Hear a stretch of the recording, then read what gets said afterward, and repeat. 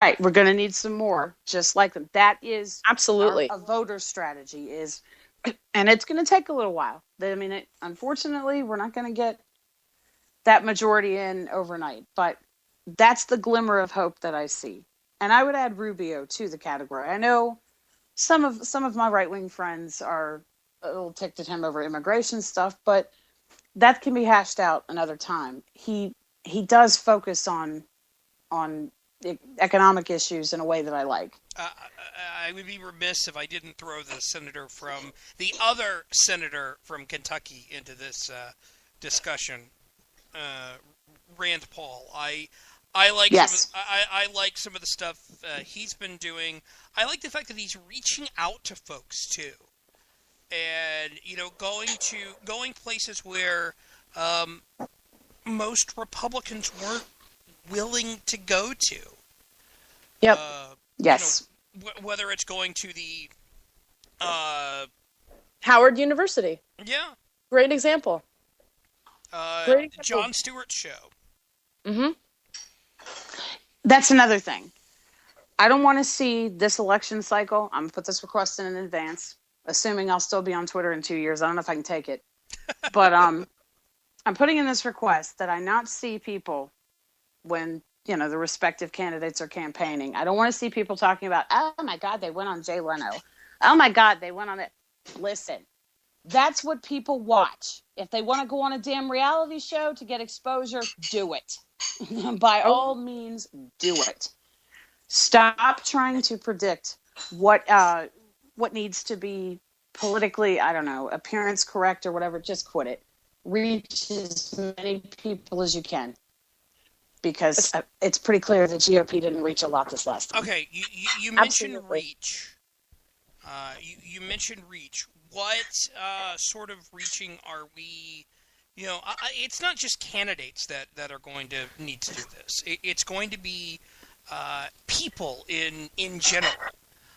What is Jackie? You're with FreedomWorks. What is FreedomWorks doing to reach out to folks and discuss things? So we're doing a whole lot, and I think there's multiple tiers to that. So one is issue education. So if you're going door to door, you should probably know what you're talking about, which I think is always a good thing. Yes. So we do provide a lot of resources for issue education, but also encouraging people to, one, get connected with like-minded individuals in your area, and we can help you with that, because when you're doing outreach, I've gone door to door. When you encounter people that disagree with you strongly, it can be intimidating. So getting connected with like-minded people in your area, making it a team effort, is also huge.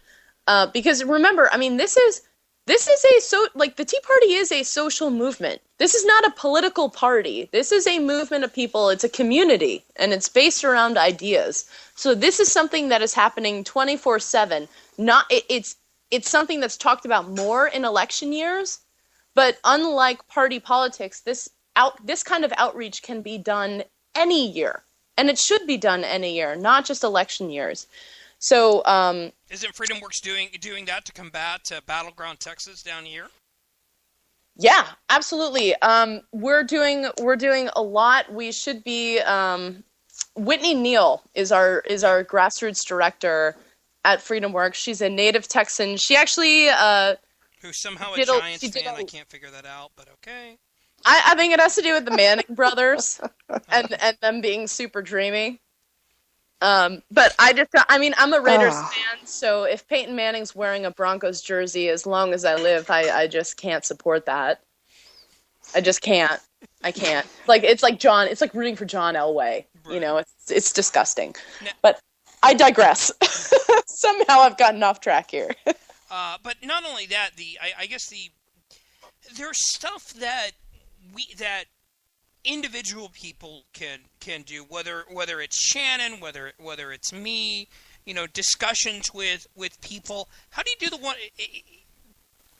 What's the best way to get info on how to do the one-on-one discussions, whether it's with family members, whether it's with friends? Is it just reading books and understanding where they're coming from, or is there more?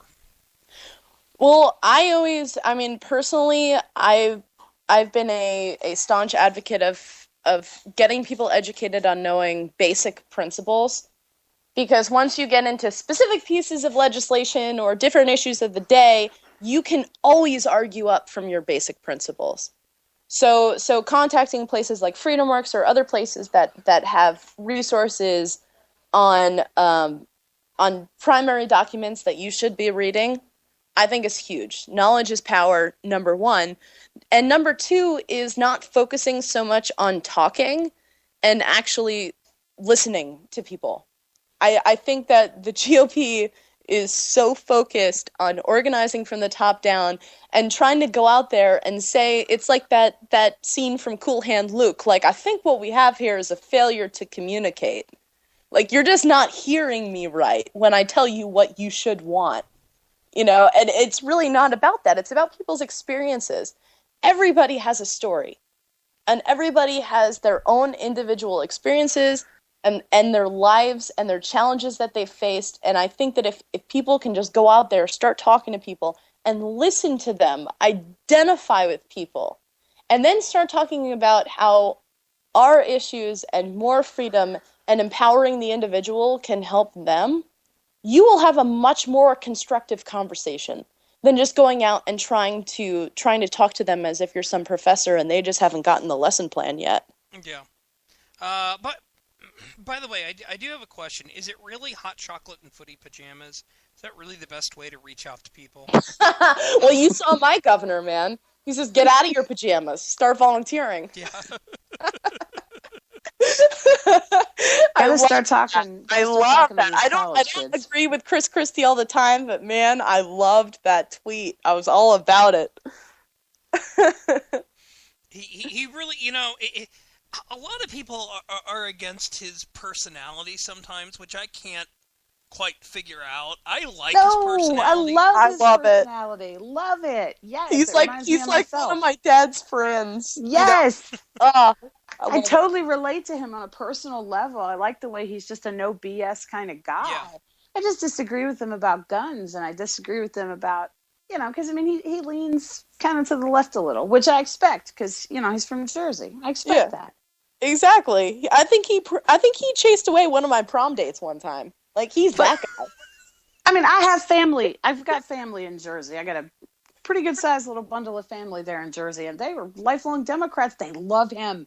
Love him. They voted for him twice. I love it. And that's hard to do. Yes. What town is he from? What town?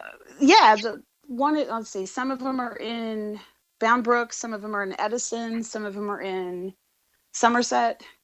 Oh, awesome. I'm Morris County, so not too far away. Yeah, no, there's a little subset. Got a little subset of people there from Jersey. I got the Jersey connections here. So I love it. Can't slam Jersey because they might hear. We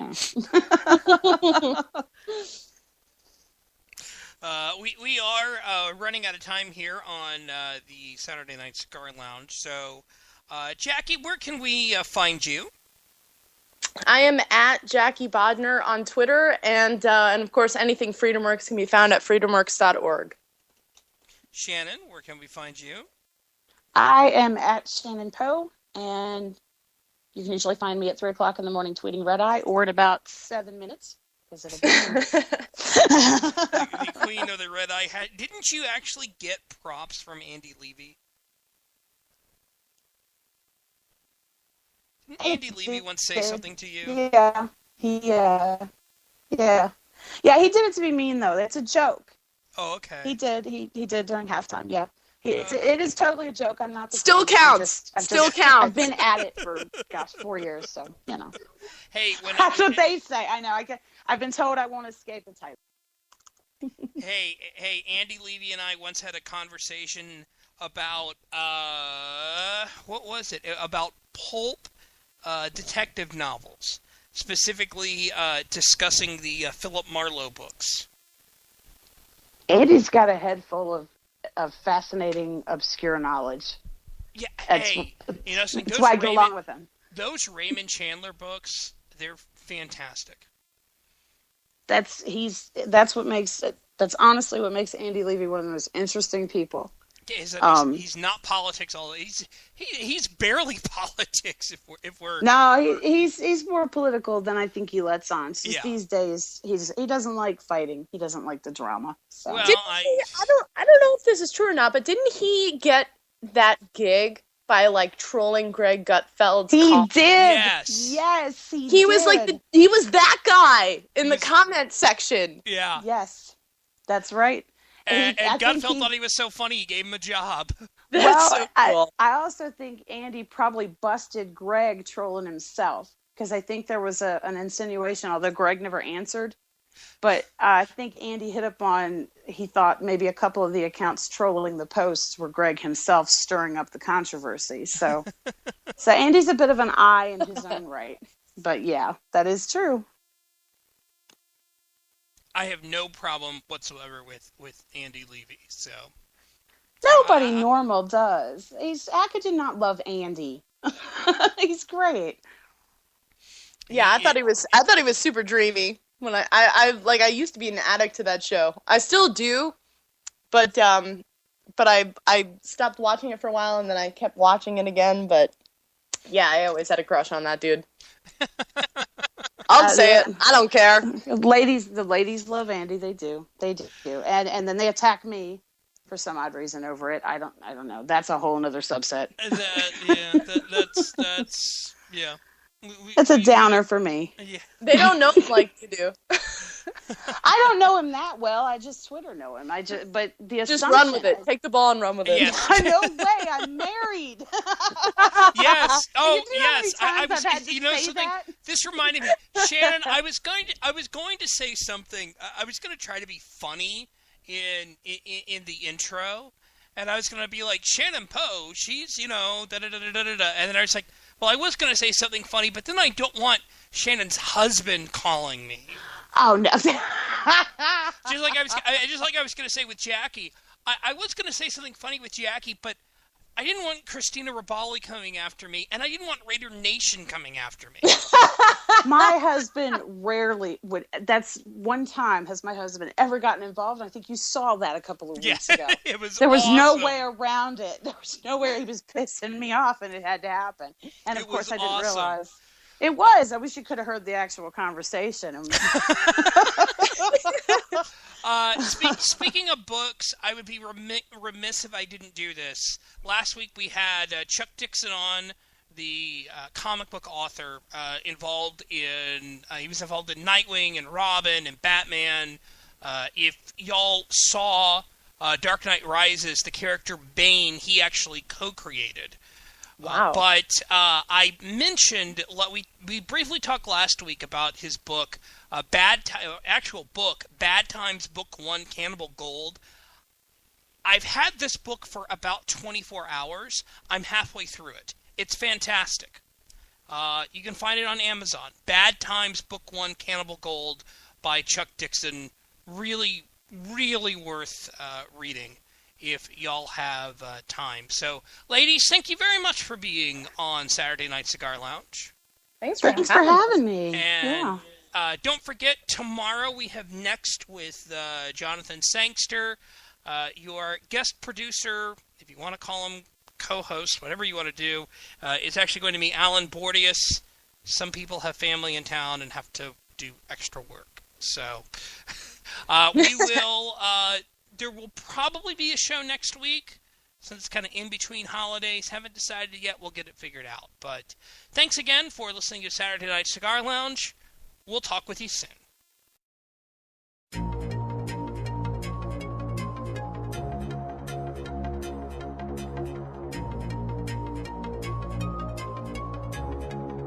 This show is copyright by VLR Media. All opinions of panelists and guests are their own and may not reflect the opinion of VLR Media, the host, or anyone else.